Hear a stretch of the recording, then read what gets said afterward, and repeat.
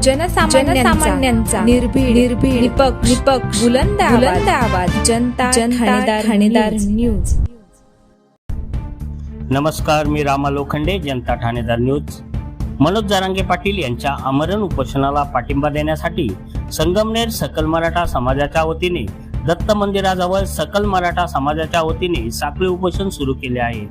संगमनेर तालुक्यातील सुकेवाडी, वेल्लाळे, गुलेवाडी या गावांमध्ये कोणत्याच पक्षाच्या नेत्यांना अगर पुढाऱ्यांना प्रवेश दिला जाणार नाही असे फलक आता झळकू लागले आहे। जालना जिल्ह्यातील अंतरवली सराटी येथे मराठा आरक्षणासाठी सुरू असलेल्या मराठा योद्धा मनोज जरांगे यांनी आमरण उपोषण सुरू केले होते, तेव्हा सरकारने त्यांना मुदत मागितली होती। जरांगे पाटील यांनी सरकारला 40 दिवसाची मुदत दिली, मात्र सरकारने कुठल्या प्रकारच्या आरक्षणाबाबत निर्णय केला नाही। त्यामुळे संपूर्ण महाराष्ट्राचा दौरा करून आल्यानंतर मराठा योद्धा जरांगे पाटील यांनी अंतरवाली सराटी येथे पुन्हा एकदा उपोषण सुरू केले आहे। मनोज जरांगे पाटील यांच्या आमरण उपोषणाला पाठिंबा देण्यासाठी संगमनेर येथे सकल मराठा समाजाच्या वतीने बस स्थानकाजवळ साखळी उपोषण सुरू केले आहे। यावेळी उपोषणकर्त्यांनी एक मराठा लाख मराठा, छत्रपती शिवाजी महाराज की जय, आत्महत्या नको लढा द्या, आरक्षण आपल्या हक्काचं नाही कुणाच्या बापाचं, जय जिजाऊ जय शिवराय, आमच्या मुलांच्या भवितव्यासाठी मराठा आरक्षण बघता काय, सामील व्हा, आणखी किती वर्ष आरक्षणाच्या मुद्द्यावर राजकारण करणार ना, याच्यासाठी ना त्यांच्यासाठी मी येणार फक्त मराठा समाजासाठी, या घोषणा देत बसस्थानकाचा परिसर दणाणून गेला होता। या साखळी उपोषणामध्ये पुरुष, महिला, तरुण तरुणी, ज्येष्ठ नागरिक यांच्यासह सकल मराठा समाजाचे कार्यकर्ते, महाविद्यालय, शाळकरी विद्यार्थी विद्यार्थिनी मोठ्या संख्येने साखळीप्रमाणे उपोषणात सहभागी झाले होते। मराठा आरक्षणाच्या मागणीसाठी इतर समाज बांधव सुद्धा पाठिंबा देत आहेत। चला तर बघूया, पाठिंबा देण्यासाठी अनेक मान्यवर उपस्थित आहेत। जनता ठाणेदार न्यूज साठी रामा लोखंडे, संगमनेर। जरांगे पाटलांनी उपोषणाला पुन्हा एकदा बसलेले आहेत, संगमनेरकर पुन्हा त्यांना पाठिंबा देणार आहेत का? मनोज जरांगे पाटील यांनी मराठा समाजासाठी त्या ठिकाणी उपोषण चालू केलं आहे। संगमेर तालुक्यामध्ये सकल मराठा समाजच्या वतीने सुद्धा त्यांना पाठिंबा देण्यासाठी साखळी उपोषणाला त्या दिवसापासून सुरुवात झालेली आहे आणि दररोज मराठा समाज मोठ्या प्रमाणात या ठिकाणी साखळी उपोषणासाठी बसलेला आहे आणि मनोज पाटलांना त्या ठिकाणी पाठिंबा देत आहे। खरं तर एक सामान्य योद्धा असा मराठा समाजाचा कार्यकर्ता मनोज पाटील यांनी खूप मोठं आंदोलन या ठिकाणी उभं केलं आहे आणि त्या आंदोलनाकडे 100% यश येईल याची आम्हाला खात्री आहे। कारण मनोज जरांगे पाटील हे कोणालाही मॅनेज होत नाही, हे या गोष्टीवर लक्षात आले आहे। आणि या ठिकाणी तुम्ही पाहिलं असेल की आता हे साखळी उपोषणामधून वेगवेगळे प्रकार आता पुढे येण्याची शक्यता आहे की पुढाऱ्यांना गावबंदी, जे लोकप्रतिनिधी असतील, आमदार, खासदार किंवा वरचे कोणी असतील त्यांच्यासाठी गावबंदी या ठिकाणी लोक आता करतायत आणि त्याच्यामुळे हा विषय खूप सिरियस घेण्यासारखा या ठिकाणी तयार झालेला आहे आणि त्याची तब्येत त्या ठिकाणी खालवत चाललेली आहे।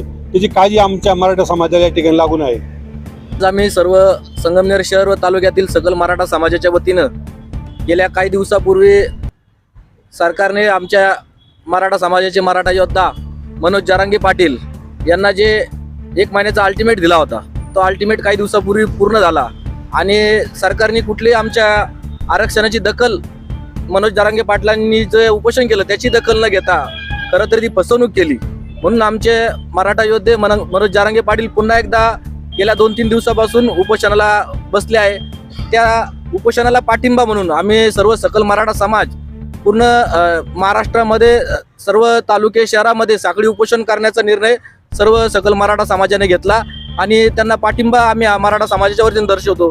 खरं तर राजकीय पाठिंबा असेल का? नक्कीच कुणीतरी सदावर्तेंचा बोलका धनी कोणीतरी वेगळा आहे, सदावर्तेंच्या खांद्यावर बंदूक ठेवून कोणीतरी वार करतंय, पण असे अनेक वार या मराठ्यांनी आम्ही आतापर्यंत असे आले आणि किती गेले असे वार पलटून लावलेले। त्यामुळे सदावर्ते सारखं एक बावळट गाढव आमच्या मराठा समाजाचं काही करू शकत नाही, त्याने आमच्या मराठ्यांच्या नादाला लागू पण नाही, असा इशारा मी आमच्या मराठा समाजाच्या वतीने सदावर्तेने देतो। आज या ठिकाणी आपल्या संगमनेर शहर व तालुका या आपल्या सकल मराठा समाजाच्या वतीनं 25 तारखेला माननीय प्रांत साहेबांना निवेदन देऊन साखळी उपोषण 25 तारखेपासून चालू केलेलं आहे. साखळी उपोषण चालू करण्याचं कारण असं की आपले मराठा योद्धा संघर्ष योद्धे मनोज जरांगे पाटील यांनी जे काही 40 दिवसाचा सरकारने त्यांच्याकडून वेळ घेतली होती, त्यावेळेस सरकारनं आरक्षणाच्या संदर्भात कुठलाही निर्णय घेतलेला नाही. मग नंतर परत जरांगे पाटील उपोषणाला बसले. त्यांच्या तब्येतीची काळजी आहे. त्यांच्या आंदोलनाला पाठिंबा देण्यासाठी खऱ्या अर्थानं आणि मराठा समाजाला न्याय मिळवण्यासाठी संगमनेर शहराचा व संगमनेर तालुक्याचा सकल मराठा समाजाचा कुठेतरी खारीचा वाटा असावा आणि त्या वाट्यासाठी त्या वाटा उचलण्यासाठी मनोज जरांगे पाटील यांना हे साखळी आंदोलन करून साखळी उपोषण करून पाठिंबा देत आहे. आज संगमनेर येथे मराठा आंदोलनाबाबत आज काही या ठिकाणी साखळी उपोषणाला बसलेला आहे. त्या उपोषणासाठी आम्ही या ठिकाणी आमचे भारतीय कम्युनिस्ट पक्षाचे ज्येष्ठ नेते, महाराष्ट्र राज्य बीडी कामगार फेडरेशन, त्यानंतर आयटक संघटनेचे, राष्ट्रीय तंबाखू व टबॅको फेडरेशनचे कामरेड कारभारी उगले, कॉम्रेड सुरेश पानसरे आम्ही या ठिकाणी आलेलो आहोत. आज आमचा या ठिकाणी मोर्चा होता आशा व गट प्रवर्तकांचा, त्या संदर्भात आम्ही इथं आलेलो आहे. आणि हा जो साखळी उपोषण आहे या ठिकाणी जे बसलेले सर्व उपोषणार्थी आहेत यांना पाठिंबा देण्यासाठी या ठिकाणी आम्ही बसलेलो आहोत. खरं म्हणजे महाराष्ट्र शासनाने हा जो मराठा आरक्षणाच्या संदर्भातला जो कायदेशीर भाग आहे तो सर्व पाहून हा जो आरक्षण आहे ते देता येते, परंतु कुठंतरी हे जे राजकारण याच्यामध्ये जर येत असेल तर ते उपयोगाचं नाही आहे. आणि योग्य पद्धतीने आणि ताबडतोबीने हे या ठिकाणी मनोज जरांगे पाटील जे आहेत यांनी जे आंदोलन पुन्हा सुरू केलेलं आहे, म्हणजे त्यांचं उपोषण या ठिकाणी त्यांनी उठवलं आणि परत त्याची काही अंमलबजावणी केलेली नाही. तर ही खरं म्हणजे जनतेची घोर फसवणूक पण होऊ शकते. कारण तुम्ही दिलेल्या शब्दावर त्यांनी उपोषण सोडलेलं होतं आणि पुन्हा तुम्ही त्यांना जर काही मागण्या मान्य करत नाही, याचा अर्थ असा होतो की हे जे आरक्षण आहे तुम्हाला ताबडतोबीने द्यायचं नाही किंवा राजकारण करायचं याच्यामध्ये. म्हणून योग्य त्या पद्धतीने ताबडतोब या ठिकाणी आरक्षणाचा जे काही मुद्दा आहे तो तुम्ही सर्व जे कुणी असेल त्या सरकारमध्ये यांनी मार्गी काढावा, एवढंच आमचं या भारतीय कम्युनिस्ट पक्ष आणि आयटक संघटनेतर्फे आम्ही या ठिकाणी पाठिंबा म्हणून व्यक्त करतो आणि हे आरक्षण त्यांना मिळावं अशी अपेक्षा व्यक्त करतो. धन्यवाद. आपलं नाव? मी ॲडव्होकेट कॉम्रेड सुधीर टोकेकर, भारतीय कम्युनिस्ट पक्षाचा जिल्हा सहसेक्रेटरी आहे आणि आयटकचा राष्ट्रीय सदस्य आहे, आयटक कामगार संघ.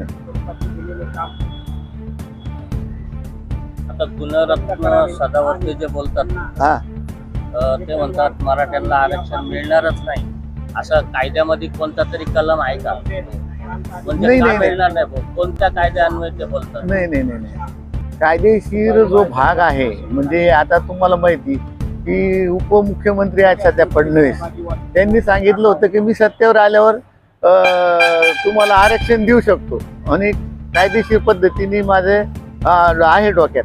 मग आता तुम्ही उपमुख्यमंत्री झालेले आहे, तुम्ही वकील आहात, उपमुख्यमंत्री फडणवीस, देवेंद्र फडणवीस यांनी त्याचा कायदेशीर अभ्यास करावा आणि याचं आरक्षण द्यावं. त्याच्यात काही कलम नियम वगैरे काही नाही, पण राज्यघटनेमध्ये सांगितलेले आहे की प्रत्येकाला त्याच्या मागणीप्रमाणे ते मिळालं पाहिजे, त्यांचा तो अधिकार आहे. आणि बाकीचे जे मुद्दे आहेत त्या मुद्द्यावर, ओबीसीच्या मुद्द्यावर आणि ह्या मराठा आरक्षणाचा तसा सांगोपांगी फारसा विचार येत नाही. त्यांचंही ओबीसीचं आरक्षण राहिलं पाहिजे आणि मराठ्याला दिलं पाहिजे. आता त्यांनी सांगितलं की कुणबीचं जे काही सर्टिफिकेट आहे ते तुम्ही जर कुणी जर घरातलं दिलेलं असलं तर आम्ही ताबडतोब देऊ, पण ते पत्र कुठे घेऊन गेले अजून, आता ते जाणार आहे म्हणतात काय काही नाही. तर ह्या संदर्भातला जो कायदेशीर कायदा, असा कायदा कोणता आहे की आरक्षण मागतायत आणि तुम्ही म्हणता देता येत आहे, तर त्याचा अभ्यास तुम्ही करायचा, सरकारने करायचा आणि त्या पद्धतीने ते आरक्षण देता येत असतं तर ताबडतोब तुम्ही द्यावे, याच्यात राजकारण करू नये. छत्रपती शिवाजी महाराज की नाही, गुणवर्धन सदावर्ते जे बोलतात हा, ते कायद्यामध्ये तशी तरतूद आहे का? म्हणजे ते स्वतः वकील आहे ना. नाही, मला काय म्हणायचं की सदावर्ती वकील आहेत आणि ते एस.टी. कामगार संघटनेचे पुढारी आहेत. खरं म्हणजे आता त्यांनी काय बोलावं काही नाही. ते वकील असल्यामुळं त्यांनी समजून घ्यायला पाहिजे की आपण काय बोललो म्हणजे प्रक्षोभक होणार नाही. या महाराष्ट्रामध्ये जिथे मराठा आरक्षणाहून जी चाललेलं आहे, खरं म्हणजे मराठा समाजच त्या ठिकाणी महाराष्ट्रात भरपूर प्रमाणात आहे. आणि अशा वेळेस जर तुम्ही विपर्यास असं काही बोलत असाल आणि एखाद्याला रागाला प्रत्युत्तर करत असाल तर ती मग त्या पद्धतीने लोक तुमचं हे करणारच ना, की व तुम्ही काहीतरी बोलता ऐकून घेतायत. पण सगळेच काही शांत राहणारे नाही आहेत, आक्रमक असतात. मग याच्यातून असे हल्ले होतात. ते हल्ले व्हायचे नसेल तर मला असं वाटतं की काही कुठं ठिणगी टाकायचे किंवा कुठंतरी तेल ओतायचं कार्यक्रम करू नये. कुणी असो ते, म्हणजे आपण त्यांचंच नाव घेत नाही, परंतु ज्याला कायदा कळतो त्यांनी तरी असं करू नये असं आमचं मत आहे. धन्यवाद.